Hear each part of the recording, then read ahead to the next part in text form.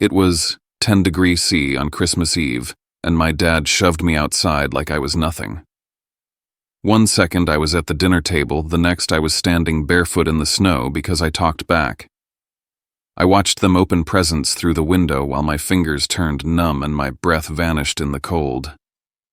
I told myself it couldn't get worse until the headlights of a black limo cut through the storm. A woman stepped out, her silhouette sharp against the snow. My grandmother. The billionaire no one ever told me was still alive. She looked at me shivering, then at the house and whispered one word that shattered everything I thought I knew demolish. This is the night everything broke, and the night my life finally started.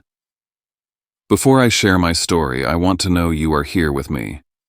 Just say listening in the comments or let me know where you are. I love hearing how far my story can reach. Sometimes even the smallest connection can make a story feel heard. Thank you. And now, here's my story. And if you're new here, please hit subscribe. It means more than you think, especially to someone who grew up believing no one ever listened.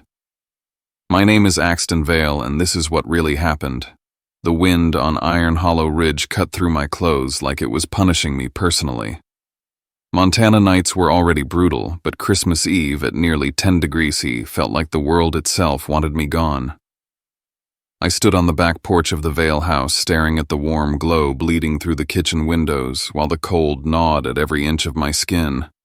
My breath came out in sharp clouds, each one a reminder that I was on the wrong side of the door again. 15 minutes earlier, I'd been sitting at the dining table trying to keep my head down while Dad launched into his annual performance. Griffin Vale, local business hero, serial perfectionist, and expert in breaking his son down, had taken one look at the grease on my work jacket and said, "This is what you've become, Axton. A 30-year-old failure who can't keep a real job." I'd snapped. Not loudly, not disrespectfully, just finally honest. At least I work, Dad. At least I don't pretend to be someone I'm not. His face flushed embarrassment, turning into rage within seconds. Sable, my stepmother, placed a manicured hand on his forearm and whispered, "He's ruining Christmas again, Griffin." Jackson, my younger brother, golden child of the Vale dynasty, chuckled under his breath. Classic Axton.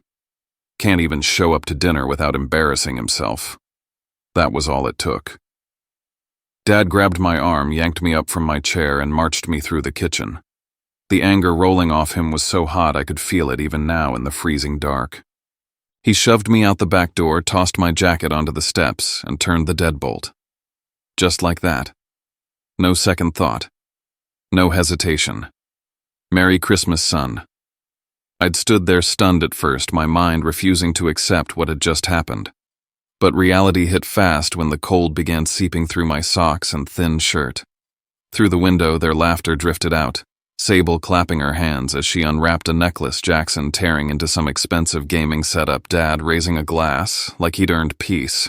And there I was, frozen, locked out of my own childhood home, watching them unwrap presents like a stranger. I don't know why I kept coming back every Christmas. Maybe hope is a stubborn thing, refusing to die even when everyone around you tries to crush it. I hugged myself tighter, trying to keep the cold from crawling deeper into my bones. My vision blurred with a mix of wind and humiliation when suddenly a pair of blinding headlights cut through the swirling snow. A black limousine. Glossy, unfamiliar, out of place in this rural mountain town. It rolled to a slow stop right in front of our gate. I squinted through the snowflakes, heart beating faster. I'd never seen this car before. Never even seen a limo on Iron Hollow Ridge. The back door opened.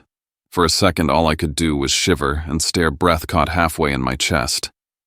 Could tonight get any worse? Or any stranger, I whispered to myself. The limo door swung open and a tall, silver-haired woman stepped out as if the blizzard itself parted for her. Snow clung to her coat but didn't dare settle on her posture, upright, unshaken, regal. Her eyes scanned the yard until they landed directly on me. Axton. My name. Spoken with certainty. Spoken like she'd been waiting years to say it again. I froze, not from the cold this time. I hadn't heard that voice since I was 8 years old. Rowena. My voice cracked around the name. Rowena Sterling, my grandmother on my mother's side. The woman my dad insisted was gone dead or unfit depending on what story he felt like telling that year. The woman whose name was banned in the Vale House, whose blood ran in my veins, but whose existence had been erased. She walked toward me, her gaze sharp enough to cut through the dark.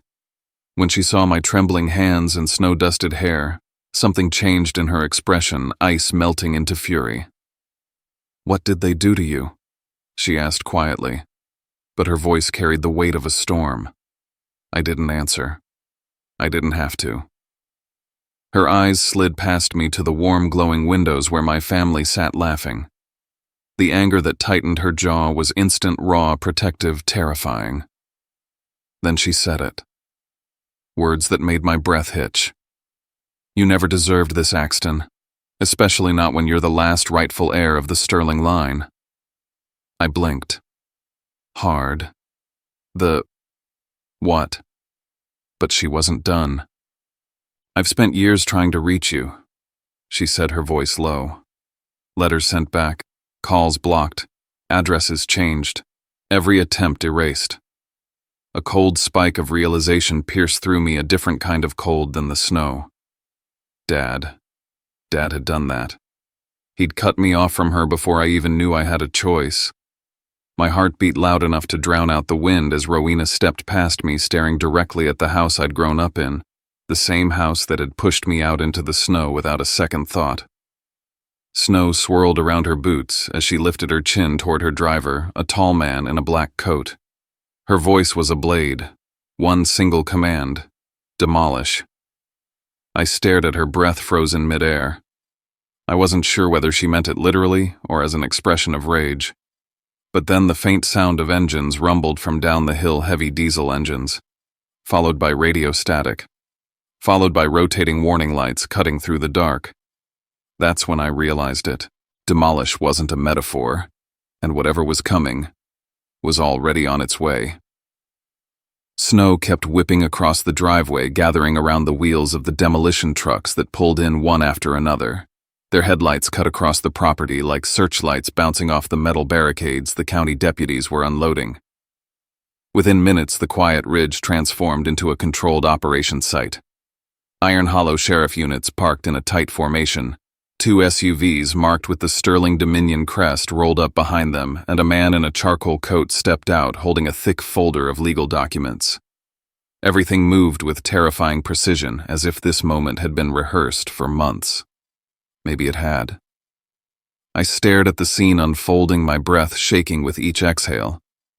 "Why are you doing this? How did you even know I was here?" I finally asked Rowena. My voice was barely audible over the engines. She didn't answer. Instead, she placed a hand on my shoulder, firm but gentle, and guided me toward the limo. "Get inside, dear. You're freezing." The warmth of the leather seats surrounded me, but my mind stayed locked on the chaos outside. The Sterling attorney approached the deputies with documents in hand. One of the officers looked toward the house, his face tightening with surprise. The attorney turned toward me through the cracked limo door. "Mr. Vale, under the authority of the Sterling Trust, this property is being repossessed. Your father has defaulted on a long-standing mortgage tied to Sterling land. This house is no longer legally owned by the Vale family." My heart dropped. Dad always bragged about owning every stone on Iron Hollow Ridge. I'd grown up hearing him claim he built this house with his bare hands, a symbol of his success. But now it wasn't even ours. He'd been living on borrowed land, borrowed money, borrowed time. The front door burst open. Sable ran out in her robe, screaming at the officers.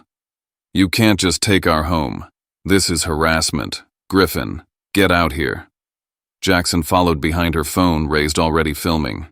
"Yo, does anybody know what's going on? They're taking our house. Someone call a lawyer." He turned the camera on himself, putting on the dramatic face he always used for his online followers. Even now he cared more about views than what was actually happening. Dad appeared last. His voice thundered across the yard the moment he saw the Sterling vehicles. "Turn those machines around. This land is mine. I'll sue every one of you." Rowena stepped out of the limo. Her presence alone silenced half the crew. Griffin froze like he'd seen a ghost. It's been a long time, Griffin. She said, her tone steady but edged with a history I didn't yet understand. You, he snarled. You have no right. You silenced me for 22 years, she cut in, and you siphoned sterling funds to prop up your failing projects. You kept my grandson from me, intercepted my letters, and forged documents tying him to your household so nothing would reach him. You did all of that while pretending to be a respectable man. Griffin's face drained of color.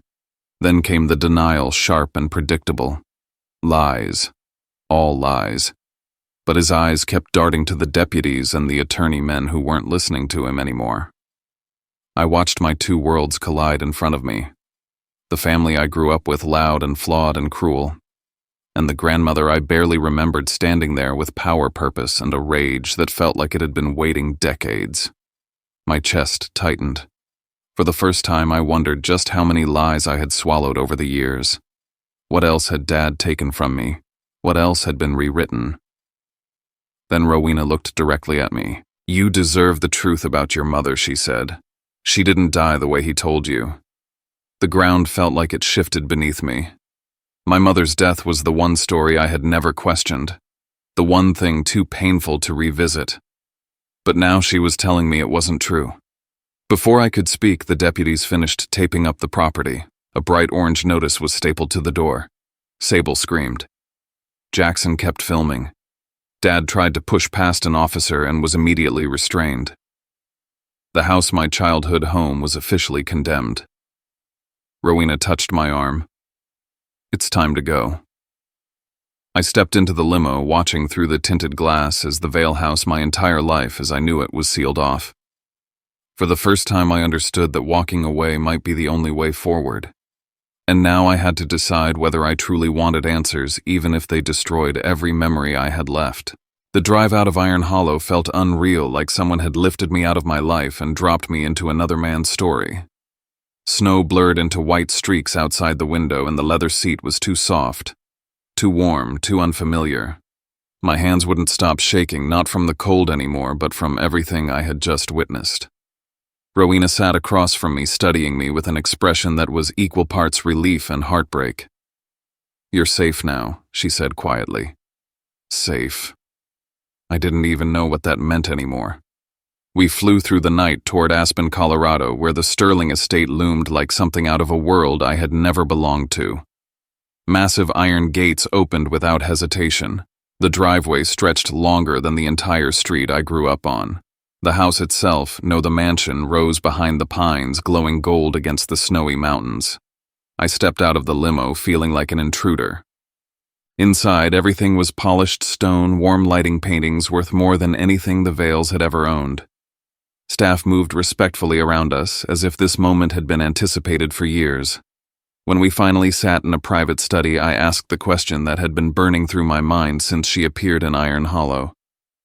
Why did you stay away? Why didn't you fight harder to see me? She didn't hesitate. I did fight Axton. But every time I came close, Griffin threatened to report me for harassment, threatened to take you away, threatened the authorities with fabricated accusations. He told me he would have you placed in foster care if I tried to contact you again. My stomach twisted. He said, talking to you would ruin my life. She closed her eyes briefly, gathering herself. He ruined it by keeping you from your own mother's family. I leaned back, breath trembling. Every truth she gave me carved deeper into the foundation I'd been raised on. Then she opened a locked drawer and slid a document binder toward me. When you turned 18, she said you were supposed to receive access to the Sterling Legacy Fund, a financial trust valued at more than $300 million. My mouth went dry. But you never came to claim it. The paperwork was returned to us as signed and completed, all of it signed by someone named G. Vale. I stared at the signature across the acceptance form. It wasn't mine, but it was a signature I had seen thousands of times on report cards, permission slips, tax forms. My father's. He had forged my name, stolen my inheritance, stolen my chance at a life beyond his control. The reality hit me so hard I felt dizzy. Every time I'd struggled, he'd watched. Every time I'd needed help, he'd let me fail. I had never been trapped by circumstances. I had been trapped by him. Rowena reached out, her voice steady. You were never meant to live the life he forced on you.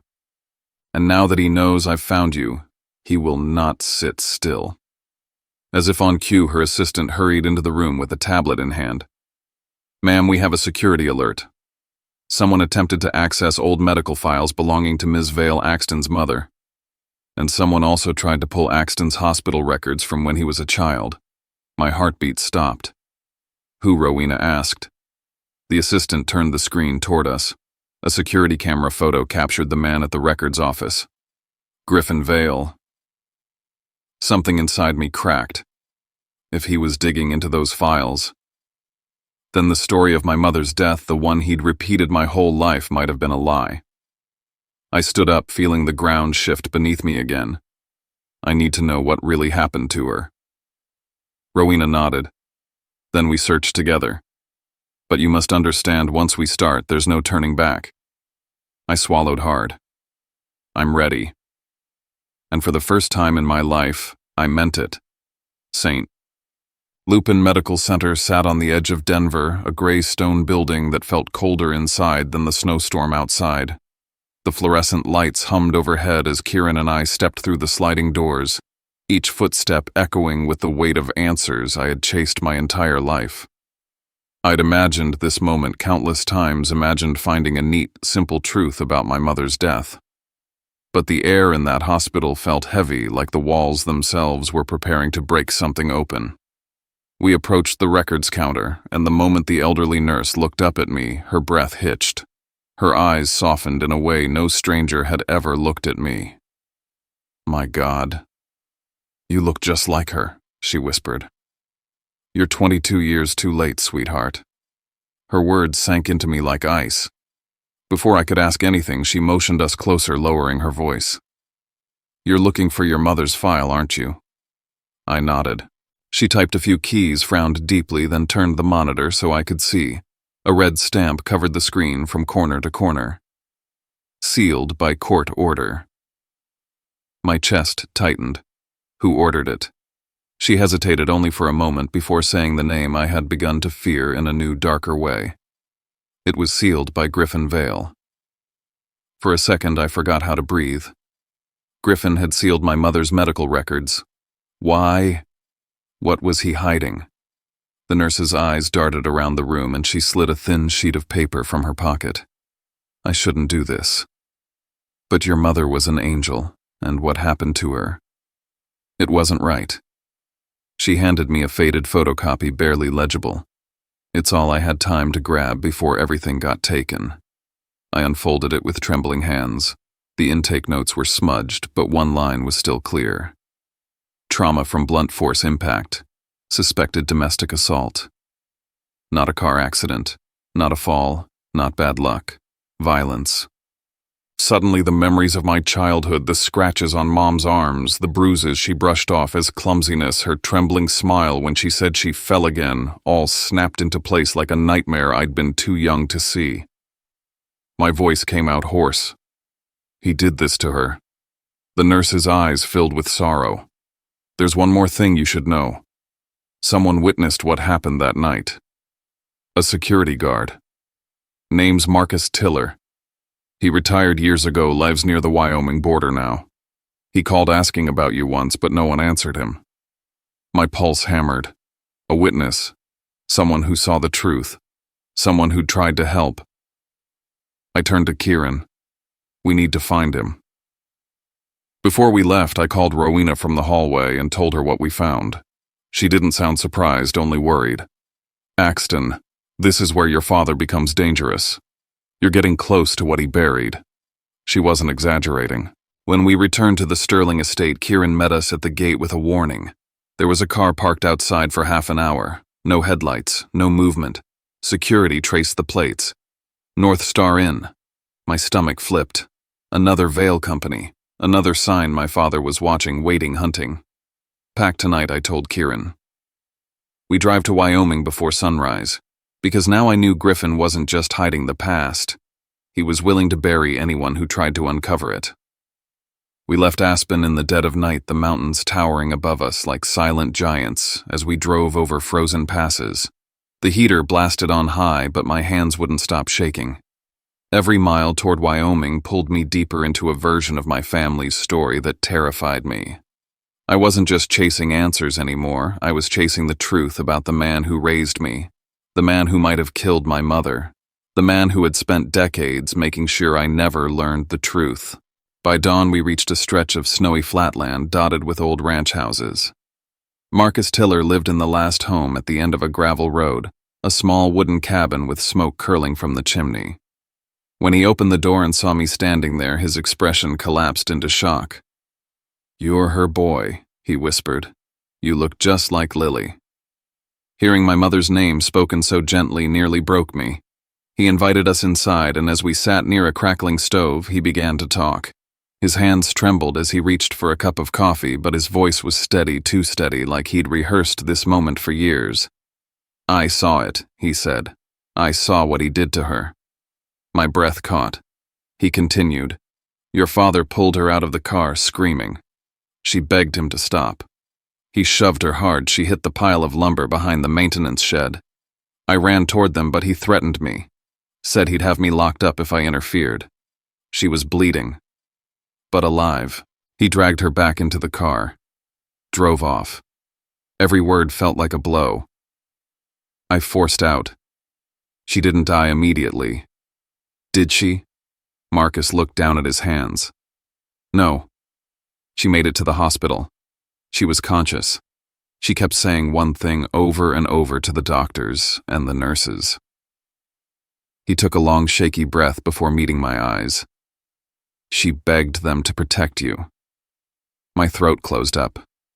She told them he couldn't control his temper, that she was scared what he'd do to you if she wasn't there anymore. Kieran and I sat frozen as Marcus continued. But then Griffin came.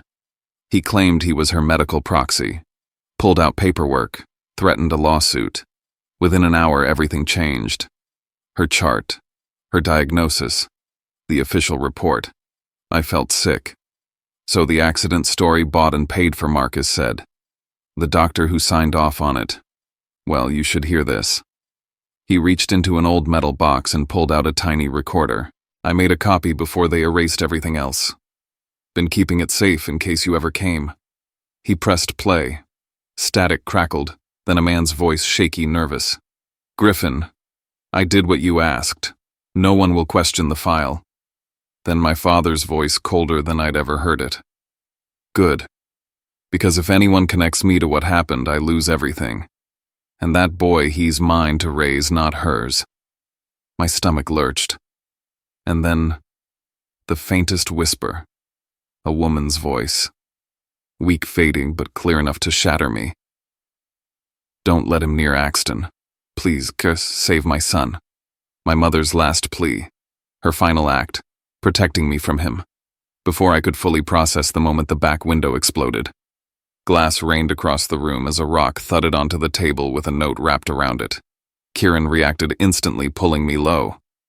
Marcus peeked toward the woods outside. "They found me," he muttered. I knew this day would come. A shadow fled into the trees, someone moving fast, too familiar. One of Griffin's men. We didn't wait. Marcus urged us to go before more cars arrived. Kieran and I sprinted to the SUV, snow kicking up beneath our boots. For the next hour, we drove in tense silence, checking the mirrors, constantly unsure if we were being followed. The recording sat between us, heavy as a bomb. Every word I'd heard rewired something inside me. My mother hadn't abandoned me. She hadn't been weak. She had fought until her last breath to keep me safe from him. By the time Aspen's lights came back into view, I wasn't the same man who'd left. Rowena met us at the door, reading my expression before I even spoke. "It's time, isn't it?" she asked. "Yes," I said, "for the world to know what he did." She nodded once. Then we prepare for the Sterling Dominion Gala. The night I was thrown out of my house in the snow, I was nothing but a son begging for scraps of love. Now I was a man with the truth sharp enough to end the Vale legacy forever. The night of the Sterling Dominion Gala felt unreal from the moment I stepped out of the car. The Denver Polar Dome glowed like a crystalline fortress under the winter sky, its glass panels reflecting lights from the city and the thousands of people flooding inside. Every major investor, political figure, and media network seemed to be in attendance. It wasn't just a corporate gala, it was a spectacle. A battlefield dressed in gold and champagne. Rowena's team had spent hours preparing me, fitting me into a tailored black suit, grooming every detail so I would walk in looking like what I truly was, the rightful heir of the Sterling bloodline. But beneath the polished exterior, my chest was tight. I knew I was walking into the night that would end everything I thought I knew about my family. Inside, chandeliers sparkled overhead as the orchestra played softly, yet the tension in the air was undeniable. Every step I took reminded me Griffin would not sit quietly while his constructed empire cracked apart. He would try to salvage something: his reputation, his control, maybe even me. Rowena whispered beside me, "Tonight we show them the truth. No more shadows." Her confidence steadied me, but a knot still formed in my stomach. It wasn't just fear of speaking in front of 1,000 strangers. It was fear of tearing open the last memory I had of my mother, a memory that was already fractured. We took our seats at the front and the program began. But just minutes into the opening remarks, a disturbance rippled across the VIP section. I looked up and there he was, Griffin Vale. He forced his way past ushers flanked by 3 lawyers in cheap suits, as if he could march in and reclaim authority just by pretending he still had it. His expression was tight, jaw-clenched, eyes darting until he spotted me. Our gazes locked. And in that instant, I knew the climax of this entire story had finally arrived. He intended to fight even now. When the host announced my name as the speaker for the future of Sterling Dominion, the room erupted in polite applause. I stood, walked to the stage, and stared out at the sea of expectant faces. I could feel Rowena's support behind me. I could feel Griffin's fury tearing through the room like a silent storm. I had a script prepared, but I didn't use it. Instead, I began with the truth.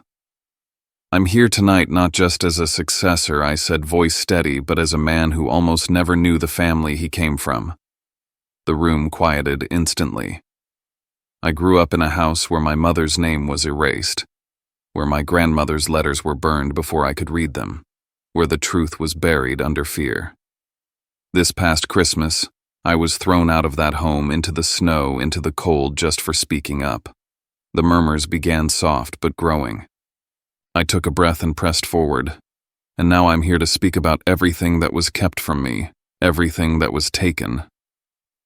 The screen behind me lit up with documents, mortgage records, maps of the Vale property, evidence of fraudulent signatures, dates showing Griffin had used my identity to secure loans and access Sterling assets. A collective gasp swept the room. Investors snapped photos. Shares of my father's corporations would be tumbling before the night ended. I wasn't prepared for what came next. Griffin shoved his way onto the stage, grabbing a microphone. "This is slander," he roared. "He's been manipulated by that woman, Rowena Sterling, who has always wanted to destroy my family." He pointed at me. "You are my son. You belong with us, not with them. Sterling Dominion is a machine of exploitation. They've twisted you to steal what I built." But he didn't build anything. Not even his lies held shape anymore. I let the crowd settle, then said quietly, "If you truly believe that, then listen to this." With a nod to the technicians, I played the recording Marcus had given me. The room fell completely still. My father's voice echoed through the dome, cold, calculated. The doctor's voice trembled. And finally my mother's whisper, that fragile plea to save me. People covered their mouths. Others lowered their heads. The weight of her last words filled the room like a storm cloud finally breaking. Griffin staggered backward as if the truth itself had struck him. Before he could speak, one of Sterling Dominion's attorneys stepped onto the stage. "The physician involved in falsifying the medical report has confessed," he announced. "His testimony directly implicates Mr. Vale." The statement was read aloud. Griffin had paid to rewrite the cause of death-bribed hospital officials and silenced evidence of domestic violence. By the time they finished, Griffin wasn't just disgraced. He was ruined. Investors from North Star Inn hurried out. Photographers swarmed. Organizers asked security to intervene. 2 guards took Griffin by the arms, escorting him out as he shouted incoherently, his final fragments of power slipping away. I watched him leave. For the first time, he looked small. Not a monster, not a tyrant. Just a man stripped of the lies he clung to. The gala resumed, but everything had changed.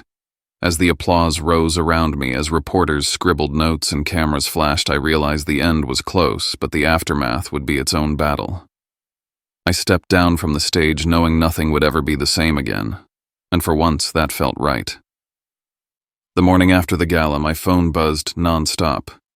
When I finally opened it, the screen was flooded hundreds of messages, dozens of missed calls, and more notifications than I could process.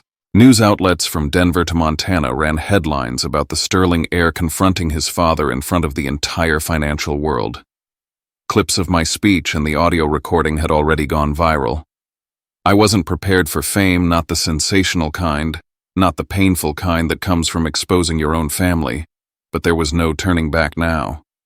By noon, the Iron Hollow Sheriff's Department released a formal statement. Griffin Vale was being charged with forgery, financial fraud, intentional obstruction of justice, domestic violence resulting in death, tampering with medical evidence, and bribery of a healthcare professional. Hearing the charges read aloud felt surreal.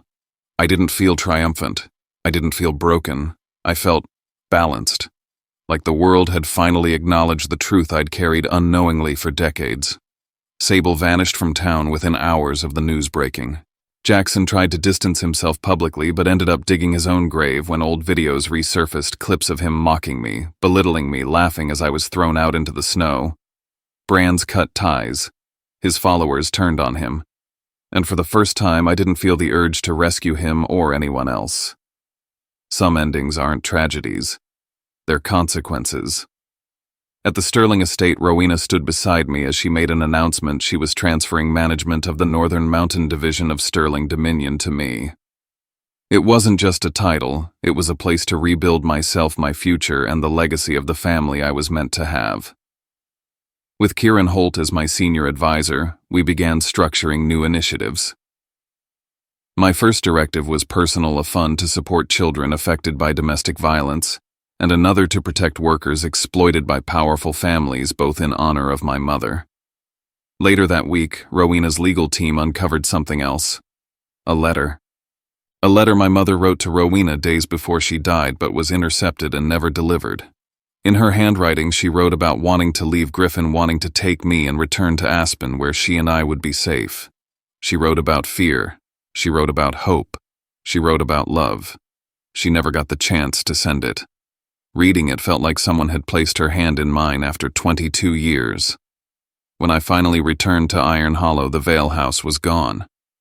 In its place was a vast empty lot covered in frost. I stood there for a long time, feeling the ache of my childhood and the freedom of my adulthood colliding inside me. I decided then to build something new on that land, a community center named after my mother. A place where protection, support, and dignity would always be given freely. Back in Aspen, life slowly reshaped itself. I shared dinners with Rowena, laughed more with Kieran, and found quiet moments to breathe again. For the first time, I felt like part of a family, one built on truth rather than fear. In the end, I understood something deeply. Family isn't defined by blood. It's defined by who stands beside you when everything falls apart. My journey wasn't about revenge. It was about reclaiming the truth, honoring my mother, and taking back the life that should have been mine all along. And every time I look back at that freezing Christmas Eve, the night I was thrown into the snow, I realize it wasn't the night I was abandoned. It was the night I was found. In the weeks that followed, I found myself walking through a life that finally felt like my own. Some mornings I still woke up expecting the weight of the past to crush me, but instead I felt something unfamiliar, quiet, space, a kind of freedom I never believed I'd earn. And in that quiet, I kept imagining what my mother would have said if she could see me now. I think she would have told me that survival is only the first step and that rebuilding is where the real strength begins. I've learned that healing doesn't always come in dramatic victories. Sometimes it comes in the little choices, showing up for yourself, choosing truth over fear, refusing to carry the shame someone else placed on your shoulders. And while nothing can change what happened, I've accepted that the past doesn't have the right to dictate my future. I get to decide who I become now. If you've followed my story up to this point, I want you to know something. No matter how lonely your life has felt, no matter how many years you spent believing you were the problem, your story isn't over. And you deserve a chapter where you finally get to breathe. Before I close this final part of my journey, I want to ask you something simple, something human. If you're here with me listening to this, let me know by commenting, "Still here," or tell me where you're watching from. It means more than you realize to know that someone out there hears this story, not as gossip, not as entertainment, but as a reminder that truth matters and that people can rise even after being broken. And if this story resonated with you, if you felt even a small piece of your own life reflected in mine, I hope you'll consider subscribing to the channel. Your support helps stories like mine continue to reach the people who might need them most. Every listener, every comment, every shared moment creates a little more space in the world for honesty and healing. Thank you for staying until the end. Thank you for witnessing the truth with me. My name is Axton Sterling, and this is not the end of my story. It's only the beginning of the life I was always meant to live.